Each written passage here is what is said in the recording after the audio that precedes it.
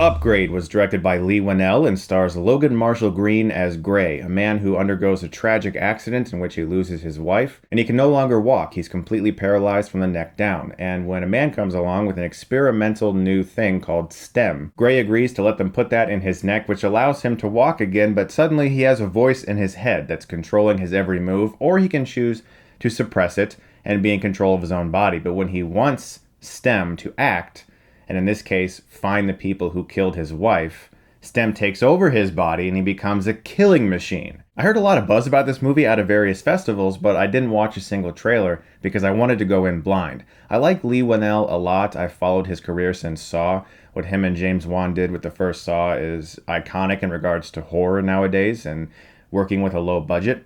And I liked, for the most part, his work behind the camera in Insidious Chapter 3, which I thought was one of the better third chapters in a horror franchise. And so I was very excited to see what he could do with a film that is original.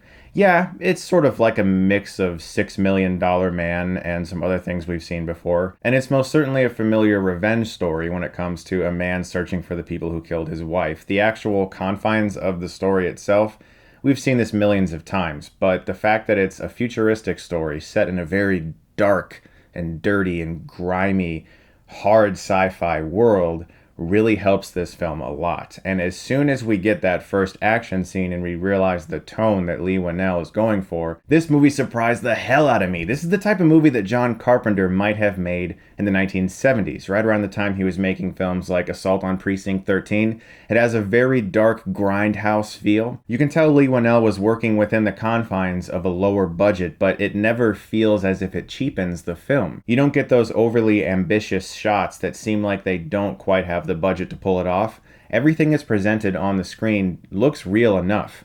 And even though I know for a fact the budget wasn't something like Blade Runner 2049, this film still feels as if it could be in that universe. The futuristic aspects of this world and the special effects never felt cheesy despite the lower budget. And this proves something that I have been thinking about for a really long time, and it confirms it. Directors who are used to working with low budgets or no budgets, coming up with ideas from scratch, like Leigh Whannell and James Wan when they made the first Saw movie, they are able to create a lot with very little because they're used to not having anything. And since Leigh Whannell comes from that background, having a small budget and this interesting concept, he stretches it to its limits, and it never looks cheap. With every performance I see from Logan Marshall Green ever since Prometheus, I like him more and more every time. If you've never seen The Invitation, it's really weird, and definitely check that one out sometime. The ending is kind of but it's a strange movie, and I think it's unique and one that people should see.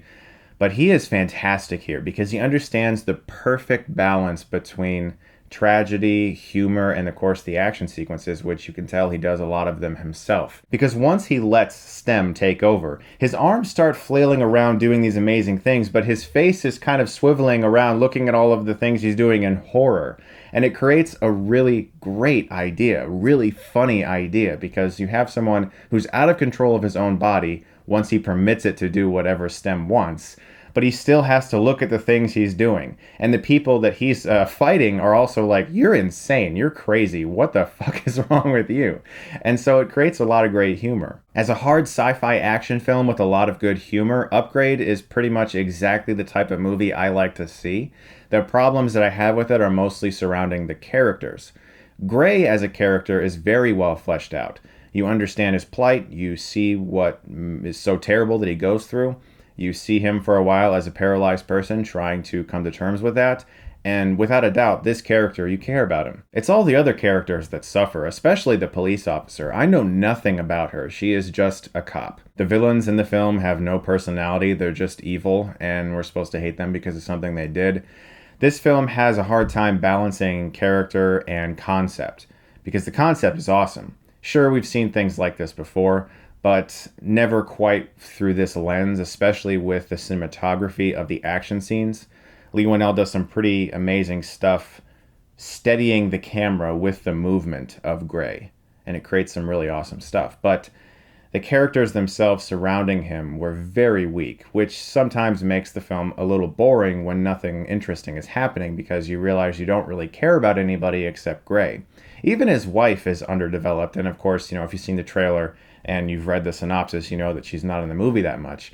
But that's such an integral moment to this character that there should have been a little more meat, I think, there. Besides that, Upgrade is a really fun movie, a very low-budget action film that feels like a grindhouse 1970s film, and I'm excited to see it again. I just wish that the characters had a little more behind them. I'm going to give Upgrade a B. Guys, thank you so much for watching. I appreciate it. Look forward to more reviews very soon, as well as a preview of the podcast that I'm doing over on my Patreon account with my friend John Flickinger. I appreciate your support on Patreon so much, I really do. But I wanted to share with you guys here on my YouTube channel every once in a while, like 10 to 15 minutes from our podcast, some of the highlights, because we talk about so much on this podcast, and I want to make sure that you guys understand what we're doing over there and have fun with it. And every once in a while, I'll show you guys like just a little preview of what we're doing, and I'll post that in a few days. Guys, thank you so much as always for watching, and if you like this, you can click right here and get Stuckmanized.